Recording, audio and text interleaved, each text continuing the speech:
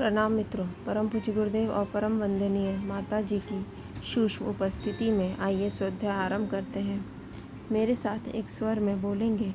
ओम भूर्भुवः स्वाहा तत्सवितुर्वरेण्यं भर्गो देवस्य धीमहि धियो यो नः प्रचोदयात्।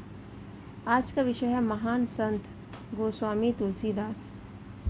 भगवान के विविध अवतारों व देवों की लीला भूमि, संतों, ऋषियों, मुनियों व योगियों की कर्मभूमि और तपोभूमि होने के कारण भारत सदा से ही आध्यात्मिक ऊर्जा से ऊर्जास्वित आप्लावित रहा है और इसलिए भारत की भूमि जन जन को सहज ही ज्ञान, कर्म और भक्ति से अनुप्राणित करती रही है। भारत भूमि महान संतों की कर्मभूमि व तपोभूमि रही है।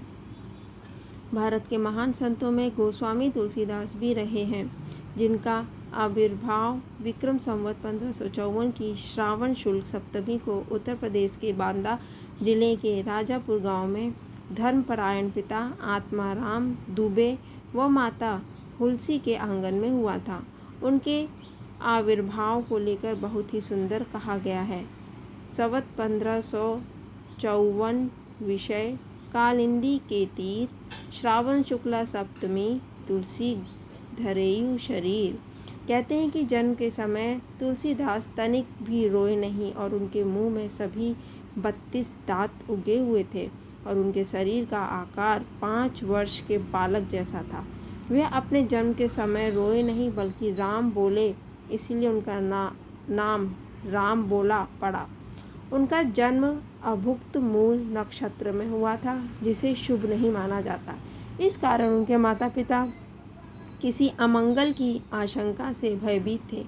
उनके जन्म के कुछ समय बाद ही उनके माता पिता परलोक सिधार गए। तब उनके घर में काम करने वाली चुनिया नाम की दासी उन्हें अपने गांव ले गई और 5.5 वर्ष तक उनकी देखभाल करती रही, जिसके पश्चात उसकी भी मृत्यु हो गई। तत्पश्चात अनाथ बालक राम बोला दर दर भटकता रहा, द्वार द्वार भटकता रहा। ऐसा माना जाता है कि उस बालक के दुख से द्रवित होकर माता पार्वती एक ब्राह्मण महिला का वेश धारण कर राम बोला को उन दिनों भोजन कराती थी। इस प्रकार देवी कृपा के संरक्षण में वे बड़े होने लगे। उन्हीं दिनों रामशैल पर निवास कर रहे श्री नरहयानंद जी ने भगवान शंकर की प्रेरणा से राम बोला नाम से चर्चित हो चुके इस बालक को ढूंढ निकाला और विधिवत नामकरण कर उसका नाम तुलसीदास रखा। उसके उपरांत संवत 1569 माघ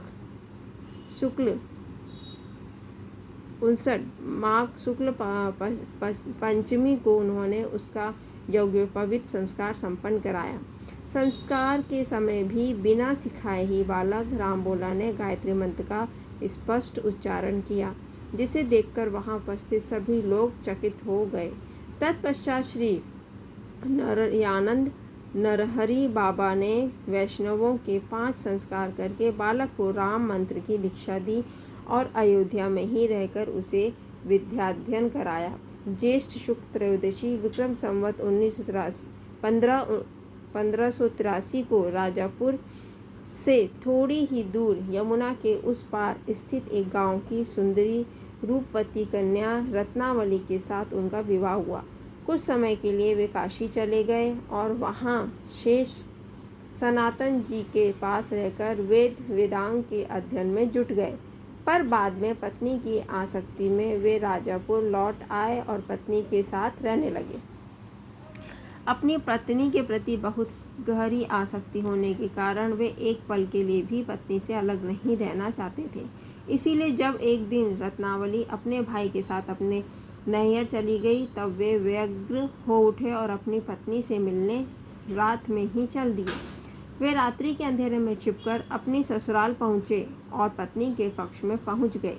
अपने पति को इस प्रकार रात्रि में छिपकर आया हुआ देखकर रत्नावली को बड़ा संकोच और रोष हुआ और उसने उन्हें धिक्कारते हुए कहा, हाड़ मास की देह मम तापर जितनी प्रीति, तिसु आधो जो राम प्रति, अवसी मिटी ही भवभीति। अर्थात आपकी जैसी आसक्ति मेरे हाड़ मांस के शरीर में है, ऐसी और इसकी आधी आसक्ति भी यदि भगवान में होती तो आपका बेड़ा पार हो जाता। यह बात उनको चुभ गई और वे उसी समय रात्रि में ही वहाँ से चल दिए। वहाँ से वे सीधे प्रयाग पहुँचे और विरक्त हो गए एवं वे तीर्थाटन करते हुए प्रयाग से पैदल ही जगन्नाथपुरी, रामेश्वरम, द्वारका, बद्रीनाथ आदि तीर्थों के भ्रमण पर निकल गए। तीव्र आध्यात्मिक ऊर्जा से ऊर्जस्वित अप्लावित तीर्थों के भ्रमण दर्शन प्रवास के प्रभाव से उनके अंदर वैराग्य की भावना और भी अधिक बलवती और सुदृढ़ होती गई और धीरे धीरे संसार के प्रति उनकी आसक्ति अनासक्ति में बदलती गई और भगवान के प्रति अनुराग में बदलती गई। इस प्रकार पत्नी के उपदेश में उन्हें तुलसीदास बना दिया और पत्नी को तुलसीदास जी ने लिख भेजा। कटे एक रघुनाथ संग बांधी जटा सरकेश, हम तो चाखा प्रेम रस पत्नी के उपदेश। उनके गुरु नहरयानंद ने तुलसीदास जी को बालपन में वराह क्षेत्र में पहली बार रामायण सुनाई थी। तुलसीदास ने रामचरितमानस में इसका उल्लेख करते हुए कहा है, मैं पुनि निज गुर सन सुनी, कथा सो सुकर रखेत, सूझी नहीं तसी बालपन, तब अति रहूं अचेत। अर्थात फिर वही कथा मैंने वराह क्षेत्र में अपने गुरु से सुनी, परंतु उस समय मैं लड़कपन के कारण बहुत बेसमझ था, अस्तु उसको उस समय सम्यक रूप से समझ नहीं सका। तुलसीदास जी ने रामचरितमानस में आगे उल्लेख किया है कि उनके गुरु ने फिर उन्हें बार बार रामायण सुनाई। गुरु से प्राप्त गायत्री मंत्र और राम मंत्र की नित्य उपासना करते हुए तुलसीदास के हृदय में अपने आराध्य राम के प्रति प्रीति प्रगाढ़ होती गई और उन्होंने स्वयं को पूर्ण रूपेण अपने इष्ट देव को अर्पित कर दिया और अपने आराध्य अपने इष्ट भगवान राम के प्रति कहा, ब्रह्म तू हो जीव तू ठाकुर हो चेरो, तात मात गुरु सखा तू, सब विधि हितु मेरो। तुलसीदास जी का हृदय अपने आराध्य के साक्षात दर्शन को व्याकुल हो उठा। कुछ समय राजापुर में रहने के बाद वे पुनः काशी चले गए और वहाँ जनता को रामकथा सुनाने लगे। कहते हैं कि तुलसीदास जी शौच के लिए नित्य गंगा पार जाया करते थे और लौटते समय लोटे का बचा हुआ जल एक पेड़ की जड़ में डाल देते थे। उस पेड़ पर एक प्रेत रहता था। जल से तृप्त होकर वह प्रेत एक दिन तुलसीदास जी के सामने प्रकट हुआ और उसने कहा कि मुझसे कुछ वर मांगो। तुलसीदास जी ने अपने आराध्य भगवान राम के दर्शन की लालसा प्रकट की। प्रेत ने बताया, मंदिर में सायंकाल रामायण की कथा होती है, वहाँ कोड़ी के वेश में नित्य हनुमान जी कथा सुनने आते हैं। वे सबसे पहले आते हैं और सबसे अंत में जाते हैं, तुम उन्हें ही पकड़ो। तुलसीदास जी ने ऐसा ही किया। वे उस कथा स्थल पर पहुँचे और वहाँ वेश बदलकर बैठे। हनुमान जी के चरण पकड़कर जोर जोर से रोने लगे। भगवान राम के प्रति उनके हृदय में दृढ़ भक्ति को देखकर हनुमान जी ने तुलसीदास जी से कहा, जाओ तुम्हें चित्रकूट में श्री राम जी के दर्शन होंगे। हनुमान जी का आशीष प्राप्त कर वे चित्रकूट पहुँचे। चित्रकूट में उन्होंने राम घाट पर अपना एक स्थान तय किया और वहीं प्रभु के दर्शन की लालसा से साधनारत हो गए और गुरु से प्राप्त राम मंत्र का जप ध्यान करने लगे।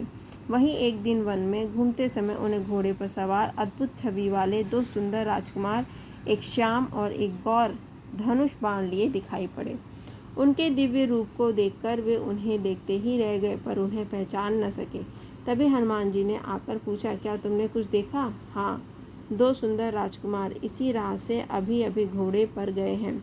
हनुमान जी ने कहा, वे ही राम लक्ष्मण थे। भगवान राम को नहीं पहचान पाने के कारण तुलसीदास बहुत दुखी हुए। तब हनुमान जी ने उन्हें ढारस बांधते हुए कहा, कल प्रातः फिर से उनके दर्शन होंगे। उस दिन विक्रम संवत 1607 की मौनी अमावस्या थी। दिन था बुधवार। तुलसीदास चित्रकूट के घाट पर बैठकर प्रभु के लिए ही प्रेम और भक्ति से सराबोर हो चंदन घिस रहे थे कि सभी तभी भगवान राम उनके सामने आ गए और कहा, बाबा हमें चंदन दो। तुलसीदास की दृष्टि ऊपर को उठी तो भगवान राम की अनूप रूप राशि को देखकर उनकी आंखें मुग्ध हो गईं। हृदय में प्रेम उफनने लग गया। उनके शरीर की सारी सुध-बुध जाती रही और वे अपलक नेत्रों से भगवान को निहारते रहे। वे भगवान के दर्शन में ऐसे खोए कि वे प्रभु की वाणी बाबा हमें चंदन दो भी नहीं सुन सके। तब हनुमान जी ने तुलसीदास जी की सहायता के लिए तोते के रूप में आकर एक दोहा बोला। चित्रकूट के घाट पर भई संतन की भीड़, तुलसीदास चंदन घिसे तिलक देत रघुबीर। तब तुलसीदास जी भगवान को चंदन देने को तत्पर हुए, पर भक्त वत्सल भगवान राम ने स्वयं ही तुलसीदास जी से चंदन लेकर अपने और तुलसीदास के माथे पर लगाया और अंतर्ध्यान हो गए। एक बार तीर्थाटन करते हुए तुलसीदास जी प्रयाग पहुँचे। वहाँ माघ मेला चल रहा था। वे वहाँ कुछ दिन रुक गए और 6 दिन के बाद उन्हें एक वृक्ष के नीचे भरद्वाज और याज्ञवल्क्य मुनि के दर्शन हुए। वहाँ उस समय राम कथा हो रही थी, जो तुलसीदास जी ने अपने गुरुदेव से सूकर क्षेत्र में सुनी थी। वहाँ से वे काशी आ गए और प्रहलाद घाट पर रहने लगे। संवत 1631 की रामनवमी के दिन ग्रहों की स्थिति लगभग वैसी ही थी जैसी त्रेता युग में राम जन्म के समय थी। इसी पावन दिवस पर श्री हनुमान जी की आज्ञा और प्रेरणा से तुलसीदास जी ने प्रातः काल श्री रामचरितमानस की रचना प्रारंभ की। 2 वर्ष 7 महीने और 26 दिनों में रामचरितमानस की रचना पूर्ण हुई।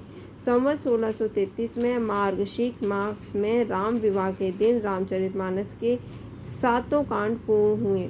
रामचरितमानस के पूर्ण होने पर हनुमान जी पुनः प्रकट हुए और तुलसीदास जी द्वारा रचित रामचरितमानस सुनी और उन्हें आशीर्वाद दिया कि यह कृति तुम्हारी कीर्ति को अमर कर देगी। रामचरितमानस में प्रभावित ज्ञान, कर्म और भक्ति के त्रिवेणी संगम में स्नान कर कोटिशः साधक, उपासक, आराधक, भक्त भगवत प्राप्ति कर धन्य धन्य हुए और आज भी हो रहे हैं। एक बार तुलसीदास जी के आशीर्वाद से एक विधवा का पति पुनः जीवित हो गया। यह खबर बादशाह अकबर तक पहुंची। उसने तुलसीदास जी को अपने दरबार में बुलाया और कहा, सुना है तुमने मुर्दे को भी जिंदा कर दिया है, हमें भी कुछ चमत्कार करके दिखाओ। अकबर की बातें सुनकर गोस्वामी तुलसीदास जी ने कहा, मुझे कोई भी करामात या चमत्कार नहीं आता, मैं राम नाम के अलावा कुछ भी नहीं जानता। इस पर क्रोध में आकर अकबर ने उन्हें जेल में डाल दिया और कहा, जब तक करामात चमत्कार नहीं दिखाओगे तब तक तुम कैद ही रहोगे। यहीं पर उन्होंने हनुमान जी की स्तुति में हनुमान चालीसा लिखना आरंभ किया। वे प्रतिदिन एक चौपाई लिखते और 40वें दिन जब हनुमान चालीसा पूर्ण हुई तब हजारों बंदरों ने फतेहपुर सीकरी पर हमला कर दिया। तब अकबर के रक्षक ने संत को कैद से मुक्त करने की सलाह दी। जैसे ही अकबर ने तुलसीदास को मुक्त किया वैसे ही सारे बंदर वापस लौट गए। बादशाह अकबर ने तुलसीदास जी के पैरों में गिरकर क्षमा मांगी। तुलसीदास जी द्वारा रचित हनुमान चालीसा श्री हनुमान जी को समर्पित है और सनातन धर्म में यह जन जन के बीच लोकप्रिय है। संकट, भय, तनाव, प्रेत बाधा व नकारात्मक ऊर्जा आदि से साधकों को मुक्त कर यह साधकों के लिए मुक्ति व भगवत प्राप्ति का मार्ग प्रशस्त करती है। हनुमान चालीसा का पूर्ण श्रद्धा, भक्ति, विश्वास के साथ पाठ करने पर साधकों को हनुमान जी की कृपा अवश्य प्राप्त होती है। उसके मनोबल, आत्मबल में वृद्धि होती है और वह भौतिक व आध्यात्मिक क्षेत्र में सफल होता है। रामचरितमानस व हनुमान चालीसा के अलावा तुलसीदास जी ने विनय पत्रिका, दोहावली, गीतावली, पार्वती मंगल, जानकी मंगल आदि अन्य ग्रंथों की भी रचना की जो काफ़ी प्रसिद्ध हुए। श्री रामचरितमानस एक महाकाव्य के रूप में आज जगत प्रसिद्ध है और जन जन के बीच लोकप्रिय है। सनातन धर्म में यह वेद, उपनिषद और पुराण आदि ग्रंथों की तरह ही फलदायी, पूज्य और पठनीय है। सनातन धर्म के प्रमुख त्योहारों और विविध संस्कारों के पुण्य अवसर पर श्री रामचरितमानस का पाठ बड़ी श्रद्धा व भक्ति के साथ किया जाता है। श्री रामचरितमानस में ज्ञान, कर्म, भक्ति के अलावा देव संस्कृति, सनातन संस्कृति की पारिवारिक, सामाजिक और धार्मिक आध्यात्मिक परंपराओं की गंगा रामचरितमानस के 7 कांडों में अविरल प्रभावित हुई है। रामचरितमानस रूपी सदग्रंथ ने अगणित लोगों को बुराइयों के गहन अंधेरे से निकालकर धर्म और भक्ति के मार्ग पर चलने को प्रेरित किया है। अगणित भक्तों को उनके आराध्य भगवान से मिलवाया है और अगणित मुमुक्षुओं को मोक्ष के द्वार तक पहुंचाया है।